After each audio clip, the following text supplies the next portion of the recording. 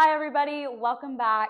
I'm really excited to have this conversation with Elle Noecker today. She is a student athlete at the University of Georgia, and she's on the swim and dive team.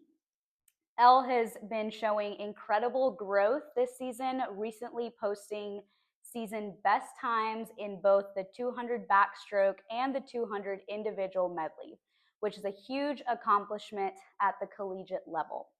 Today, instead of focusing on wins and stats, we're going to be talking about something that every athlete and honestly anybody that's watching this would relate to.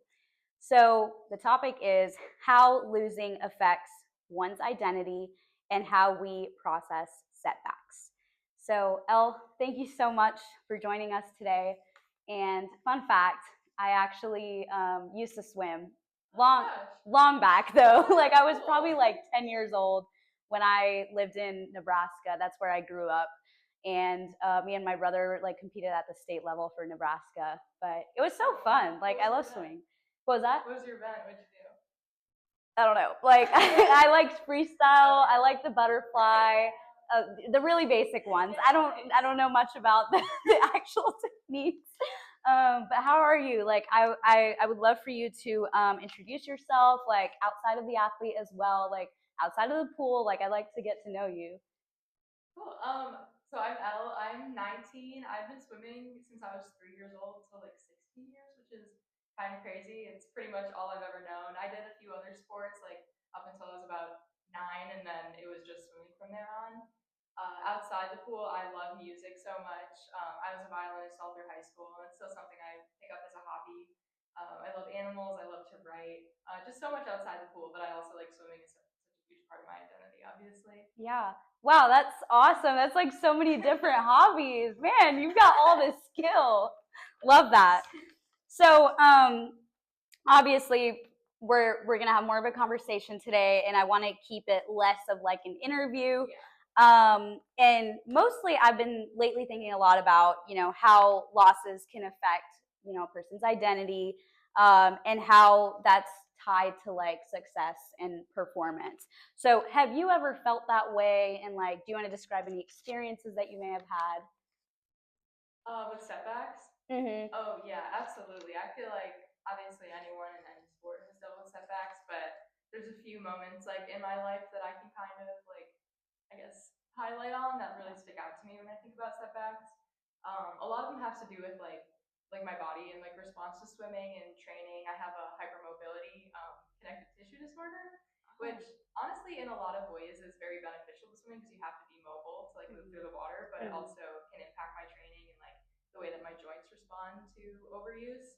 So I've had a few moments in my career where I've had to like either take time out of the water or see specialists or spend a bunch of time doing PT. Sometimes not seeing the results that I want in the pool, being unsure of if or when I'd be able to get back into the water. So it's kind of, I feel like all those moments have like made me stronger as an athlete and as a person, but definitely uh, have experienced some major setbacks in my Yeah. career. Wow, that's really I want to say that's a lot. Like, to actually have to go through that, and it's not just you have to focus on competing and practicing, but now it's like you have to focus on all these other things to take care of yourself and your health, right? So that is a lot, and I'm so glad that you thank you for, discussing that with us. And so how did that like affect when you were competing, and you had to remember all of this stuff, like whether you won or you lost, like during your events. How did that affect your identity, like when you went back after the result? Like what was going through your head? I think like initially it's obviously like a very crushing feeling when you don't see the result that you want or when you don't feel the way that you want or you're not at the point where you think you should be. Mm-hmm. Um, so at first it's kind of like a pain because like in that moment after a race, like swimming is your identity, like you are a swimmer, you are an athlete. But I think walking away from the pool, I really have to like remind myself of why I started the sport and everything that I am outside the pool as well. So I think back to like being a little kid and like swimming with my friends and how much fun it was. And I'm like, I'm doing this for her. So as long as I'm putting in my best effort and still enjoying it at the end of the day, I think that that's the most important part. And then I also just try to remember like all the people that I love and my family and all of my hobbies and everything that makes me a whole person outside the water too. Yeah, that's so inspirational. Thank you. Thank you for saying that. I also wanted to mention like another tricky part is, you would constantly think like, how would my teammates react? Like, let's assume in a stance where we do lose. We would constantly think about, how would my parents react if they're here and they're watching? Like, I got to impress them. Like, I got to impress this person that's watching me. Like, all these thoughts, before your event, during the event, and then after the event. So it's like now you're not just thinking about, how do I score? How do I do, whatever to win? But then it's also like, oh, like I have to make sure that I prove that I'm this person, that I'm actually good, or else like the world's ending, right? Yes. So what are your thoughts on that? Oh, that's just like resonates with me a lot. Like Yeah. every time I step up onto the blocks, I like think about like I feel like so much is on the line and like Yeah. I want to perform and I have goals for myself, but also like especially in college, like now you're performing for a team and it means so much to other people too. So there's like it feels like there's just so much added pressure onto that. Um, it's something that I'm learning to cope with because I still often feel like I'm not exactly where I want to be in terms Yeah. of my career. Like I still have so much further that I want to achieve. Mm-hmm. But yeah, I don't know if that answers the question, but that's like kind of Yeah. my thoughts on that. Like Yeah. it just hits home for me. Yeah, it definitely does. And I feel like, that's something that I can relate to as well, is like you're always setting the bar higher and higher. Like you're an overachiever and you always like don't feel like you're doing enough. And you're still young, so like you still have time to, figure it out. But yeah, I definitely get that. And I feel like that, you know, that goes in a lot with the identity piece, because then it's not just about the game, it's way beyond that as well. Awesome. So one other thing that I really think is, plays a factor is experiences. Like, for example, when as you grow older, you get more mature, and when you look back, you're like, why did I say that? Like, why did I do that? Like it's not the end of the world. Like it's, so I definitely think that, although I just said that, I feel like it's just as important that when you are young, like especially and you're growing, having the right environment around you is so important, because when you do lose an event and you come back, you need to have somebody there to be like, hey, it's okay, like it's just a sport at the end of the day, right? Whereas if somebody was like, oh no, you lost, and they're rubbing in your face, like that can cause that issue to like move on when you're older, and that's what causes you to so strongly tie it with your identity part. So how was your childhood or your junior career? I don't know if swim and dive as a junior career, does it have it? Yeah, actually they call it juniors. Yeah. Awesome. So how was that for you? Like how was your support system and all of that? I think I just feel so fortunate because I think that I grew up with a really healthy support system, Mm-hmm. particularly my parents and my family, but also like my club friends and my club coaches and growing up in the sport. I think I've never too much experienced like too much of that weight where like this is the end of the world if I didn't perform the way I wanted. But I've always been able to like take a moment to allow myself to be upset with it or just like talk it out. But then I think relatively quickly I'm able to move on because the people around me are like, we're still proud of you. Like you still have so much talent. You Yeah. worked so hard. You tried your best. Like I think it's a big part of that is just knowing inside that if you did everything you could to perform your best, some things you can't control. It's not always going to go the way that you want. And I've always kind of had that mentality even when I was super young, like 10 years old. Like I would put so much pressure on myself to do well, but if it didn't go the way that I wanted, I was always able to emotionally bounce back relatively. That's super mature, especially as a 10-year-old, like to to really understand that and be like, ah, it's just life. Like I feel like at 10 I was like, oh, like I would cry. Like, oh, like my world is done. Like I can't do this anymore. That's awesome. That's good to hear that there's people like that in our generation. Because I was like, okay, maybe it's just the generation. Like now people are just more smarter. I don't know. Okay, so I mean, I also wanted to like get another perspective of this. So an example of this is in my junior career, especially in my junior career.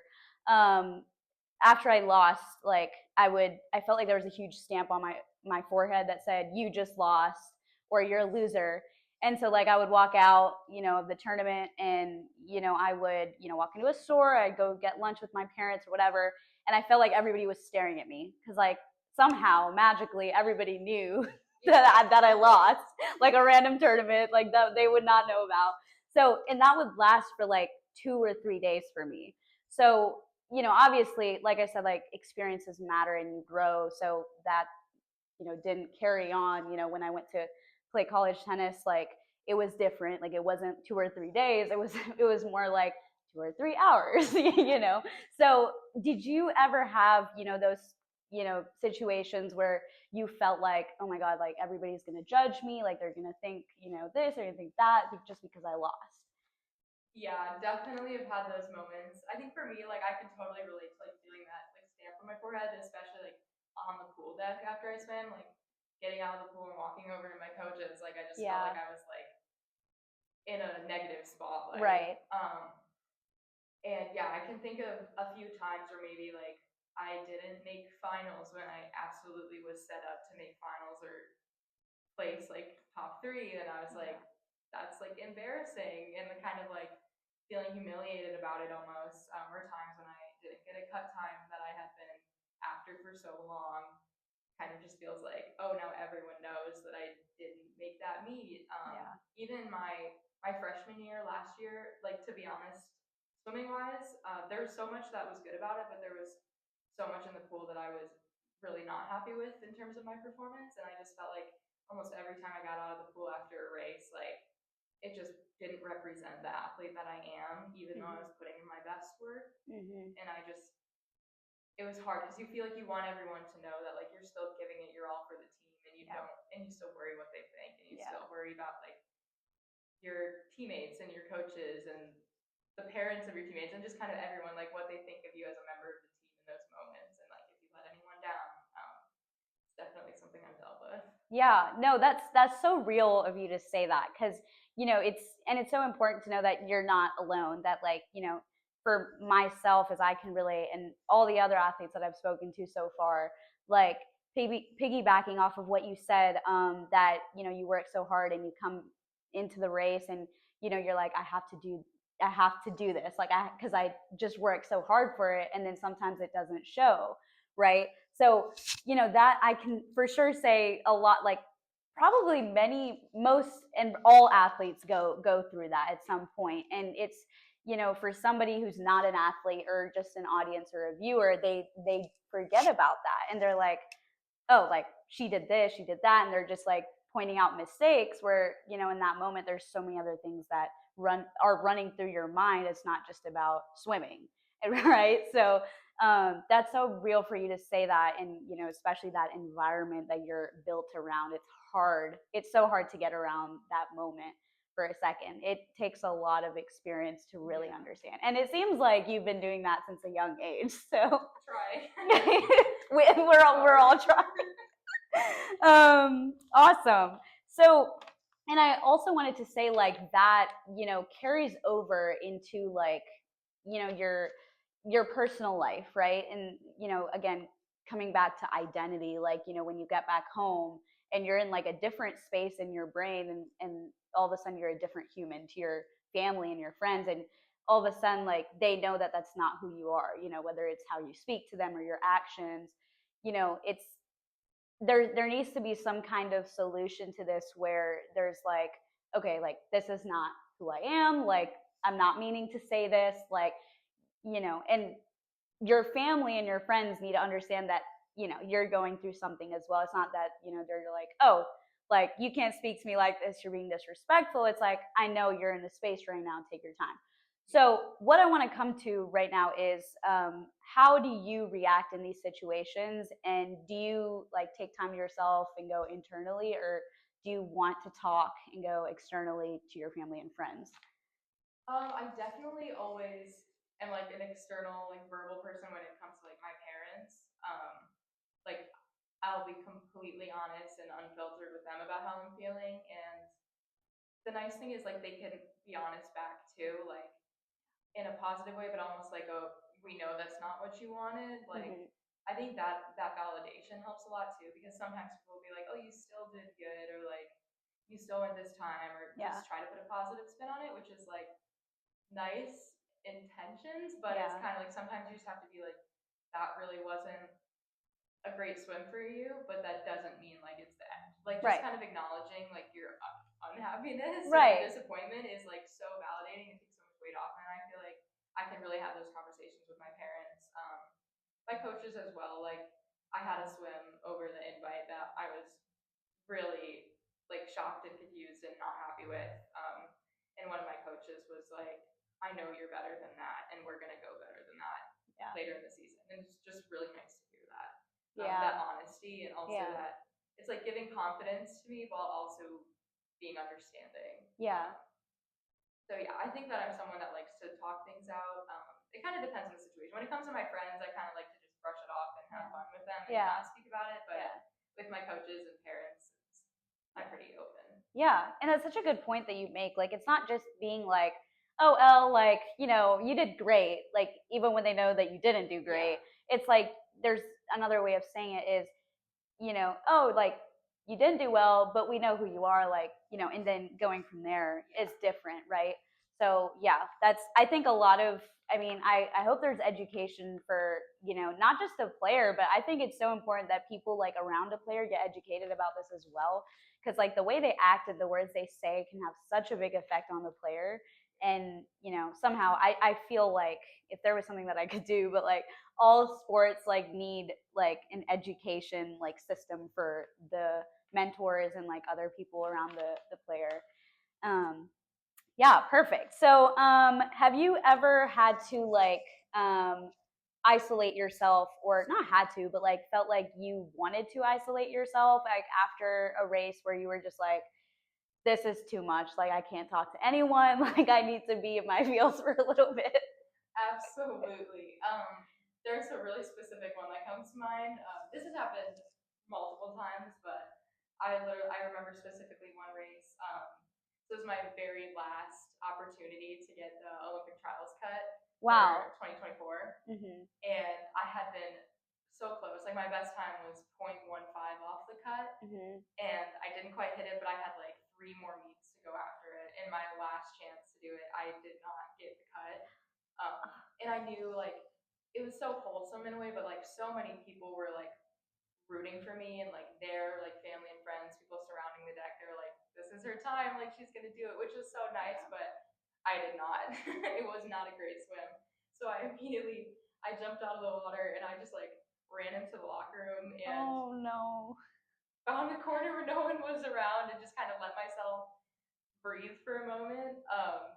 And then I was able to go and like be fine, but I just specifically like beelined it to the locker room because I needed a moment to myself. But I've had a few times like that.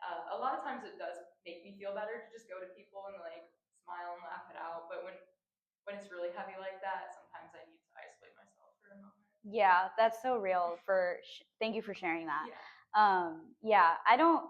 Yeah, I feel like I always wanted people around me, but you know, I definitely can relate to like when I'm in that moment, I'm like, don't talk to me, like don't get me like, you know, I'm just like, it's rare when it does happen, but it does occasionally happen. Yeah.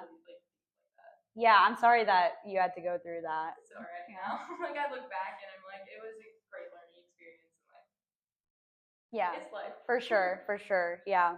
So have you ever felt like when you, I guess, when you did lose in a race or whatever, something bad happened, and you know, how was there a moment where you were treated wrong at that spot, like, you know, whether it's your family, your friends, or your coaches, and you felt like, oh, like that really stung, and you were like, you had to change yourself to something else, like that was a moment of growth for you?